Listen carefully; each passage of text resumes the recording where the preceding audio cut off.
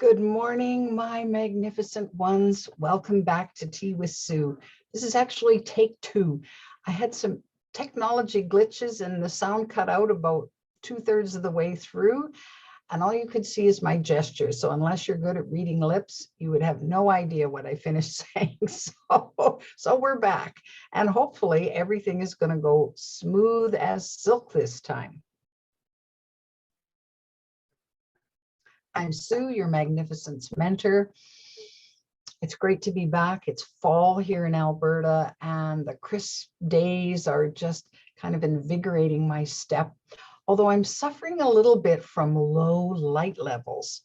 So I find that at this time of year, instead of the sun perking me up at the lovely hour of 5 in the morning, now it doesn't get up until about 7:30, and it's so dark, I don't want to get up either. So it got me thinking earlier in the week about light and of course about light bulbs, because I'm turning on more and more lights these days, just simply so that I feel better. And so if I want to read a book, I need a brighter light than I maybe would in the natural light in the summertime. So let's talk about how we can go about thriving in the light. There's a ton of programs out there throughout the world about the state of our environment and how we need to clean up the planet and so on. And of course, that's all true. Mother Nature isn't happy with a lot of the toxicity that's been happening to the surface of the earth and below the surface of the earth and in the oceans and so on. Well, so I think it's good for us to take a look at our own personal landscape called a body to see if there's toxicity happening to our bodies that's preventing us from lightening up. So what is it? So let's look at a couple of aspects. So the first aspect that I want to look at, of course, is physiologically, what are we taking in to our bodies? So an enormous amount of anything or too much of anything is not that good for the body. So even too much water is not that good for your body. So, but how many times do we, because of the pleasure that we get from a taste sensation or comfort from a substance that soothes us in some way, carried to extreme, it can harm our bodies. So if you're always going for the bags of chips and cheesies and candy bars and all of the quotes junk food that's out there, the body does not do that well on that kind of stuff. I mean, our cells are meant to be nourished by good minerals and vitamins and foods that liven us up, that bring us up. And so that as old cells die off and new ones come, then there's nourishment for them. But they've certainly determined that the junk food doesn't do a lot for nourishing good cells. So we want to pay attention to that, and how much of that toxic stuff do we put in our systems? We're over medicated and over amped on things that just don't serve us all that well. Well, then, of course, if we look also at the toxicity that's around us in relation to people's attitudes, in relation to people's feelings and people's thoughts, there's an awful lot of bombarding that happens. Let's take anger as a classic issue. Well, how does road rage get to be road rage? Well, it gets to be road rage because it escalates. It starts out as maybe a little frustration, but then if fed, and especially if fed by other people, then the individual gets more and more angry and more and more angry and more and more angry until there's a breaking point. And then you go, okay, that's not good. And so we take in this toxicity We can generate it within ourselves, certainly by hanging out far, far, far too long in negative emotions. And other people then, of course, can contribute to that, because let's face it, no point having a pity party if nobody's going to come, right? And so we invite other people to come into our trauma or our drama or whatever. Well, when it carries on, and of course, we can get sucked into other people's trauma and drama as well. Well, we're talking about dark and light here, and certainly there's nothing wrong. If we take the judgment out of either of those, there's nothing wrong in hanging out in a dark place if that's where you are, because that happens. I've had more than one dark night of the soul that seemed to carry on for months, and in some cases years, where I wasn't in a happy place, and I had trouble lightening up. I wasn't sure how to even do that. And of course, my long-suffering friends and relatives had to suffer through that as well. And some of them just flat out said, well, okay, if that's where you want to be, but they took off and did other things because it was too much for them. And so, sorry, guys, for putting you through that. So, but we have that same choice in relation to people we know. If they want to hang out in a dark place and they're stuck, and that's where they want to be for a while, then you can give them that benefit. They can go do that, but doesn't mean you condone where they are, and you accept it, but you don't necessarily condone, because you can see the challenge that's causing them. But they're only going to work themselves out of it when they work themselves out of it. So what's happening with you personally? Are you allowing yourself to be sucked into that, and oh, poor them, and you just wallow the same as they do? Well, what good does that serve? Maybe it's time to allow them to just let them do what they're doing, and you back off and you say, you know what, when you're ready, I'm here. And you go off and find your own things that nourish you and support you and help you grow better, because two people down in the dumps like that is not going to help anybody. So you want to come from a strong point so that when they're ready, you can help lift them up and help them lighten up in whatever way you can. So darkness isn't a bad thing per se. If you think of a seedling or a seed, starting from a seed, seeds require darkness. So they're buried in under the soil for a period of time until maybe the outer shell softens up and there's a little moisture there. And eventually they send up a tiny little shoot that breaks the surface of the ground when it's strong enough, and then it's ready for the light. And now if it gets too much light right away, then it can just die off, because it doesn't have the strength to cope with that much light. So, but properly and nourished in just the right amount of light, and then it grows and grows and grows into a strong plant. Well, we're kind of like that too, is that we need nurturing, and we need to be able to come out of whatever little cocoon that we've been in and find our way toward the light, and then allow that to nourish us in whatever way it does.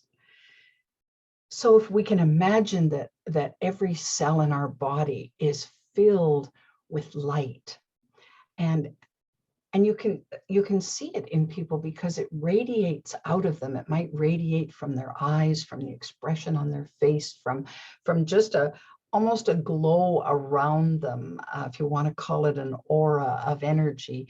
And people gravitate towards those kind of people because they feel warm and cared for, and they want to participate in that light.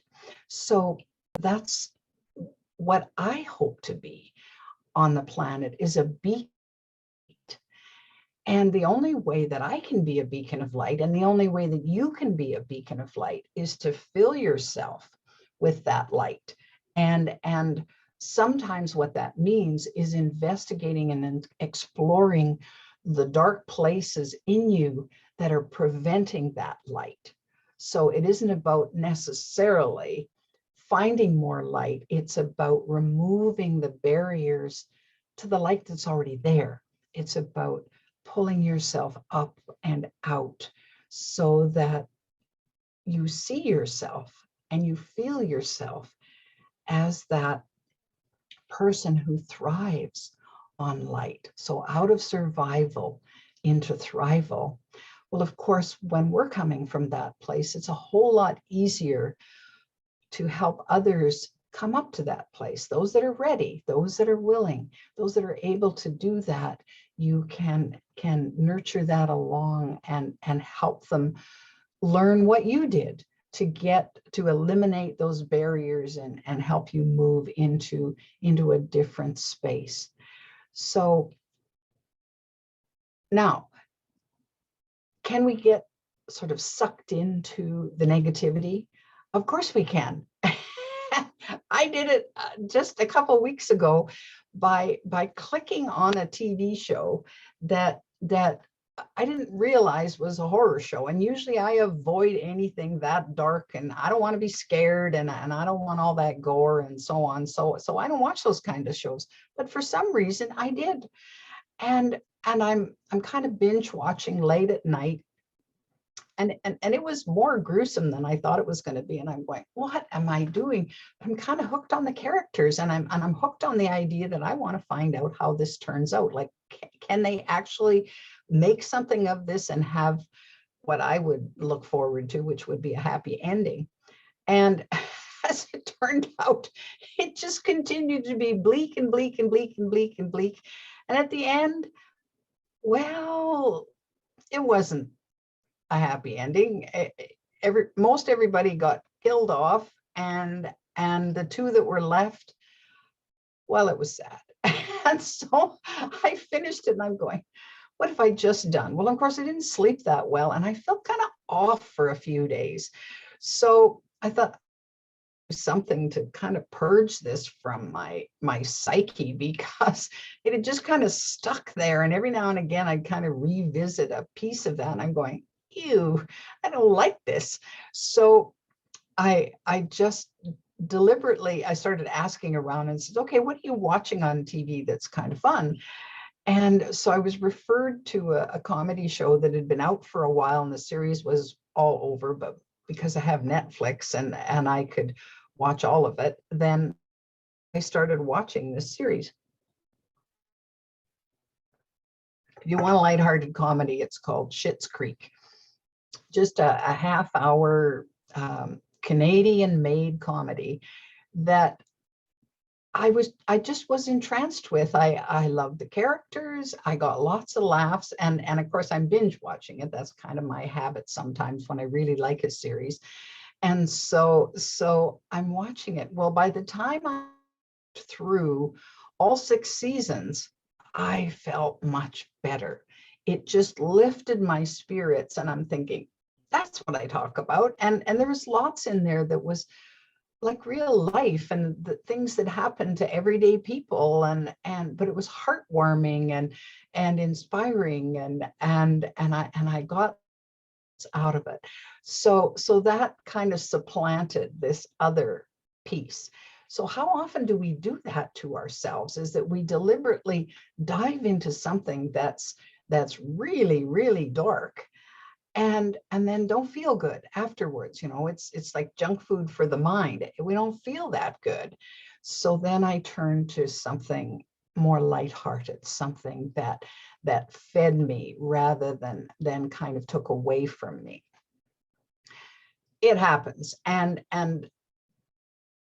it's good not to judge it and say, well, I did that. Well, I must have done that for a reason. Well, if I hadn't done that for a reason, I wouldn't have had that to talk about today. So I guess it served its purpose.